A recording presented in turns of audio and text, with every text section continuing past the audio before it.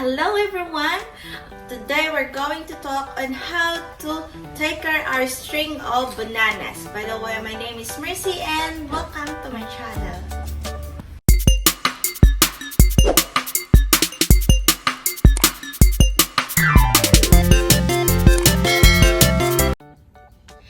Senecio radicans, or commonly known as string of bananas, is a hardy succulent plant that tolerates most conditions.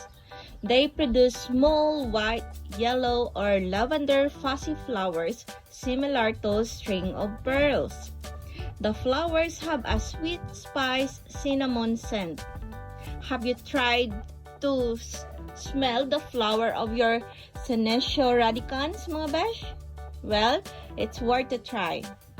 So the flower appears at various times of the year, with light green leaves that look just like bananas hanging from the stem. They can store water in their stem and in the plump banana-shaped leaves. These plants are not frost-tolerant and need protection from freezing temperature and also intense heat. They have green leaves that are shaped like mini green bananas, which gives them their common name. Well, perfect as hanging plant in your windowsill or even in the office. Due to their creeping nature in cultivation, they are popularly used as ornamental plants. You can often see them in hanging baskets, cascading down a tall planter, or trailing from a sort of arrangement. They can also be grown as ground cover. Yes, they can be a ground cover, but this one is quite uncommon. String of bananas is native to South Africa. This plant is part of the Asteraceae family and is characterized by glossy banana-shaped leaves that grow for long. It makes an excellent hanging houseplant and can be trained to grow upwards. String of bananas can also be grown successfully outdoors in succulent garden, but they are not frost tolerant, so require regions that experience warm weather year-round if you are going to put them outside. As with many other types of succulent, the string of bananas is grown for its interesting foliage rather than its bloom. String of banana care guide. String of banana is fast-growing, low-maintenance succulent that can be enjoyed by beginners and also by the expert. They are drought-tolerant and do not require regular fertilizing, repotting, or pruning. The most important part of growing the healthy string of bananas is ensuring that the succulent receive enough light, as they do not grow well in low light condition. Place your string of bananas in a bright, sunny window and ignore it, and it will be happy there. For light requirements of your string bananas, this trailing succulent required bright, direct light when grown indoor. Choose a location that receives at least 6 hours of sunlight throughout the day. String of bananas do well under grow light as well. If this plant is not receiving enough light, it will become leggy or insulated, and the banana-shaped leaves will become significantly more spaced out along the stem that make it less attractive. The most common reason string of bananas turn brown is from sunburn or sun damage. If you notice your string of bananas leaves turning brown, looking dry, so the plant may be suffering from too much sun exposure. Move to a shaded location or provide sun protection against intense light or full sun, especially during summer days. Soil requirement.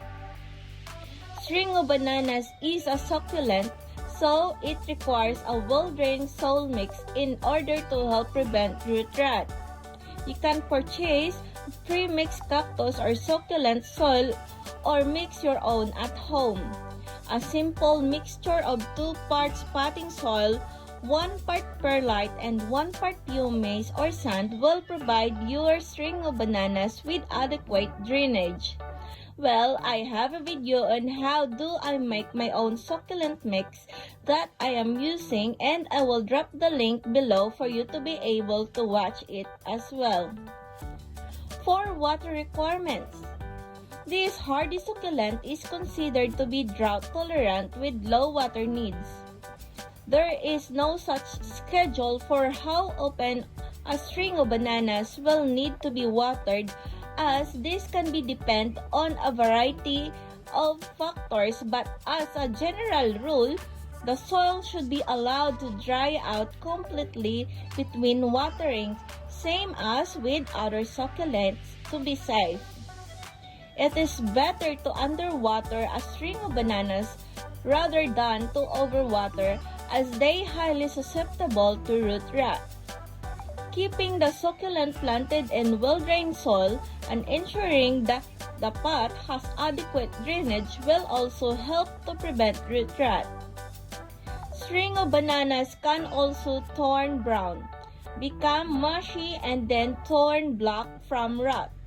This usually happens when the plant is being overwatered. The plant starts rotting from the crown up. If this the cause with your plant, save any viable green parts to replant and propagate, and discard the dead parts of your plant. For temperature and humidity requirements of your string of bananas. Because your string of bananas are native to the dry and hot climate of South Africa, they do well in normal household temperatures and humidity level. Ensure that your plant is kept away from heat or air conditioning vent, as well as cold windows, so it will not expose to any extreme temperatures. For fertilizer requirements, as with most succulent, string of bananas does not require regular fertilizing, although they can benefit from light feeding in the spring and summer months to help boost growth. Using organic fertilizers is recommended for this one. For propagation of your string of banana, it is really easy to propagate. The most common and easiest way to propagate string of bananas is through stem cuttings. The plant roots from the stem and can root anywhere along the stem. The plant roots anywhere along the stems. This is the only way I propagate my string of bananas. I never tried any other method in propagating my string of bananas. For potting and repotting, string of bananas don't mind being root bound and do not need to be repotted regularly as result. Once every couple of years to refresh the soil is likely enough for a string of bananas. The spring and summer months are the best time to repotting your plant, as it will give the delicate roots time to recover during the active growing season. These plants are typically much easier to repot rather than other hanging succulent varieties such as string of pearls, because their leaves don't fall off as easily. However, care should be taken during repotting to ensure that you don't break any delicate stems. Do not fear if you do lose a couple of strands. Simply plant the end of the broken stem back to the pot and it will eventually grow its own roots. Common pests or diseases that your string of banana might get. So, string of banana succulent are not prone to any particularly serious problem, but they can be susceptible to many of the most common types of household pests and diseases. Most notably, watch out for sign of root rot, which can result from overwatering. In terms of pests, keep an eye out for sap-sucking pests such as aphids, mealybugs, and other scale insects and spider mites. Early detection and proper treatment can help to keep these insect under control, prevent a full-grown infestation. Well, I have a video on how to get rid of mealybugs and aphids, and I will drop the link below for you to check it. So, those are the main information that we need to know about string of bananas. Let me know in the comments below if you have any additional information about the topic that we had today. Please don't forget to share this video to your friends if you found it helpful. Happy planting, Bishes!